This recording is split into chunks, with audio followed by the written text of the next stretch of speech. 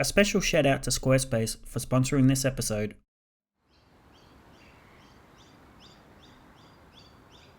So when Reece and Laura purchased the property, they were very clear on their intention to save, retain and improve the house.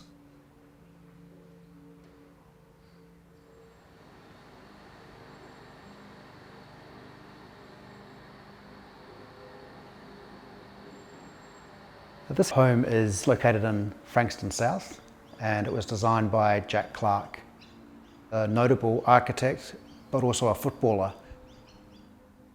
The other thing about Jack Clarke is he was a director for the small home service for the aged, so he was actively involved in promoting contemporary architecture and good housing models. Jack Clarke designed the house in 1962 for his structural engineer and his family. This is a pretty small house of about 170 square metres, and the original owners brought up 5 kids here.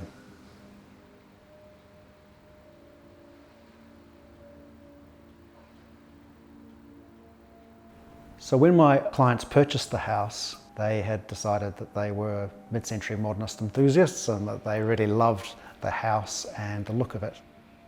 They were not looking for a mid-century modern house. They just fell in love with the very clear character and original design intent that was here. The bones and the intention and the basic character of the house was intact. Having said that, things like the kitchen and lino and tiles, which were not particularly of good quality when they were originally put into the house, had definitely reached the end of their life.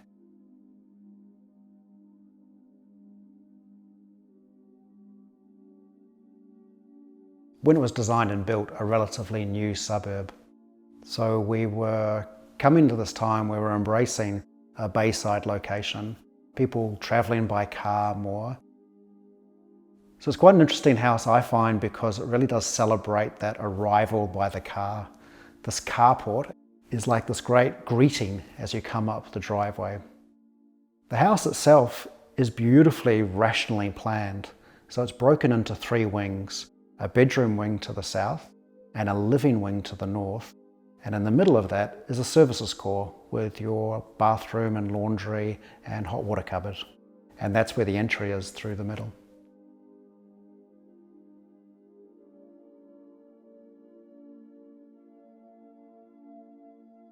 So when Reece and Laura purchased the property, they were very clear on their intention to save, retain and improve the house. It was a house that was originally built in the 60s with the associated heating systems and single glazed windows and poor insulation levels, and some other structural concerns that needed to be addressed.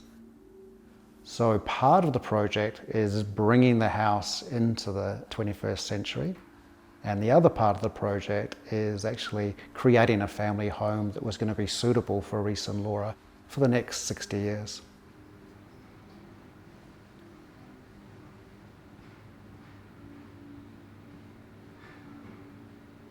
It was really about clearly identifying and analysing the house as it was, what its strong points were, what points could be greater enhanced to suit contemporary living, and what elements really needed to be replaced or changed significantly. A couple of examples of these would probably be the roof. The roof to the south fell down very low over the bedrooms and ended up with a very low ceiling height.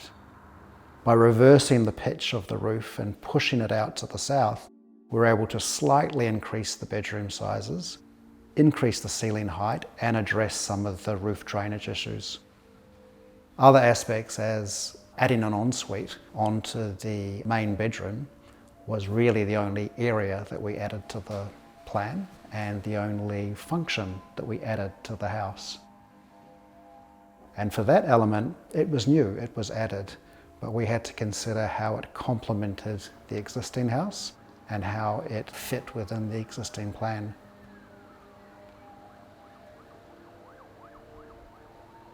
The other area that we probably had the greatest amount of change within the existing plan was how we adapted the kitchen and dining space.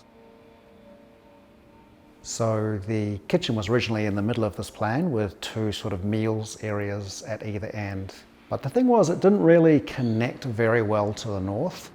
There was no indoor-outdoor connection. So by orientating the kitchen to the north and adding a triangular outdoor living room, we were able to, in the spirit of the house, I think, create this contemporary indoor-outdoor connection.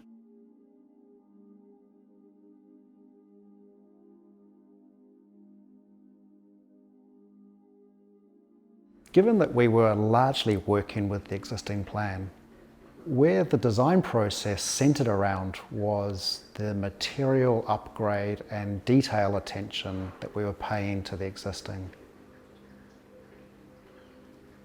We began to discuss possible points of reference for Jack Clarke. For this, we were looking at Julius Schulman photos of houses on the west coast of America designed at around the same time. But they had houses that were very similar in plan and intention, but a greater richness in the palette that they were using.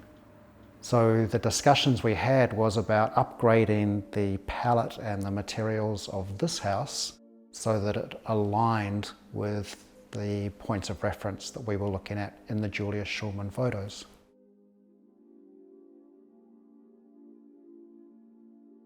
The given elements that were to be retained and little changed were the red brick walls, the ceiling with black structure that was expressed, and the ribbon windows. Probably one of the main elements that we discussed early on with Reece and Laura was actually the floor surface. We used a terracotta tile from Japan, which was actually originally used in Frank Lloyd Wright's Imperial Hotel in Japan. With the cabinetry, we used American walnut veneer, which really is not a veneer that we use very often, but it seemed it had an appropriateness to the era of the original house. But in a couple of the key areas where the existing fabric was actually in quite good condition, and also we felt more central to the original design, that was left very little changed. The example of that would be the living room, where we replaced the fibrous ceiling panels with an MDF but with the same details, and then just a carpet change.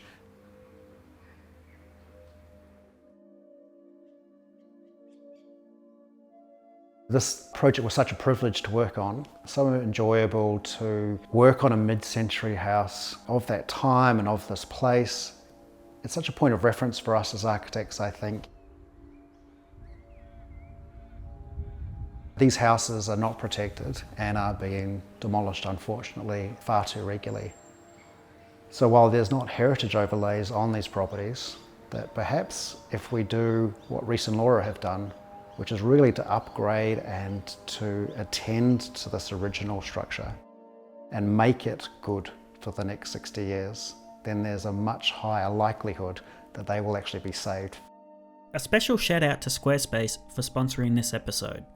When it was time to take the design emotive from just an Instagram account to a publication, using Squarespace to design and build the website seemed like a no-brainer.